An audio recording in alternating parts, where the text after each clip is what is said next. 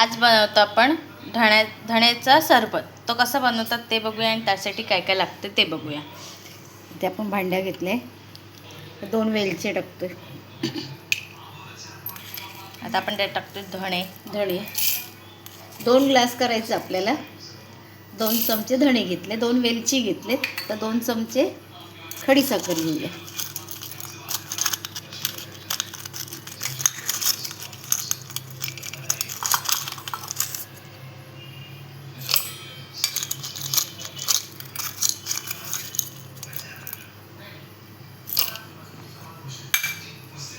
हे आपण बारीक करून घेऊया.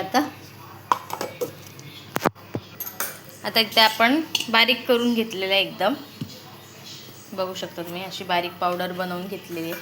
पावडर बनवले, पण धणे असतात ना आणि वेलची हे जे कणकण राहतातच, पण आपण चाळायचं नाही लगेच, तसंच पाण्यात घ्यायचं आहे. इथे आपण एक भांडे घेतलेले आहेत, आपण पावडर काढून घेऊया ती.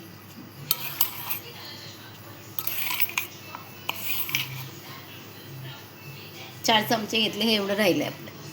हे साईडला ठेवले, ते 4 चमचे पण घेतलेले. त्याचा वास मस्त सुटले. आता आपण हे टाकूया थंडगार असं पाणी.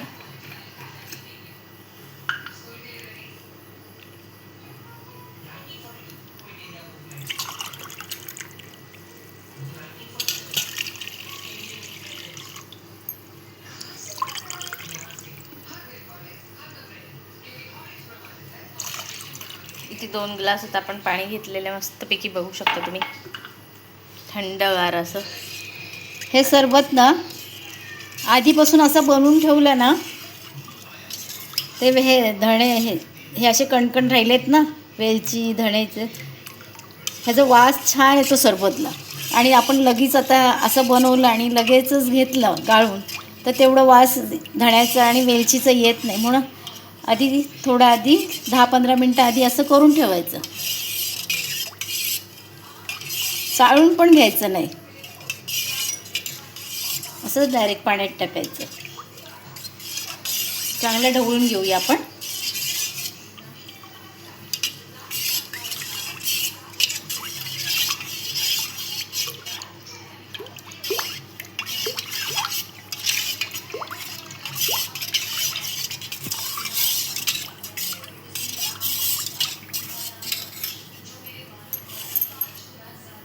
आता आपण ग्लासमध्ये काढूया त्यांना.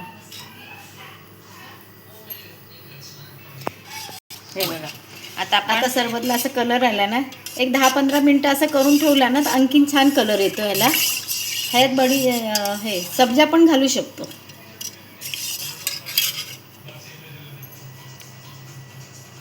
आपण ह्याला गाळून घेते.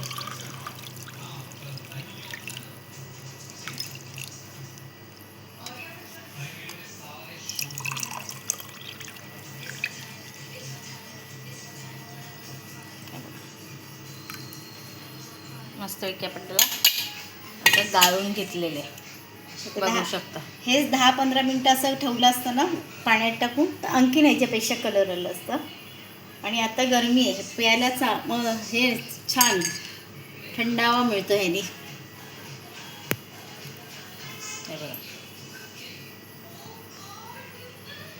बघू शकता तुम्ही. तर ही रेसिपी कशी वाटली कमेंट करून सांगा. लाईक करा, शेअर करा आणि सबस्क्राईब करायला विसरू नका. तसंच हे झटपट होतं, त्यामुळे तुम्ही पण नक्की ट्राय करा, तुम्हाला पण नक्की आवडेल. तसंही आता उन्हाळा आहेच, हीट मारते, त्यामुळे ट्राय करा. थँक्यू.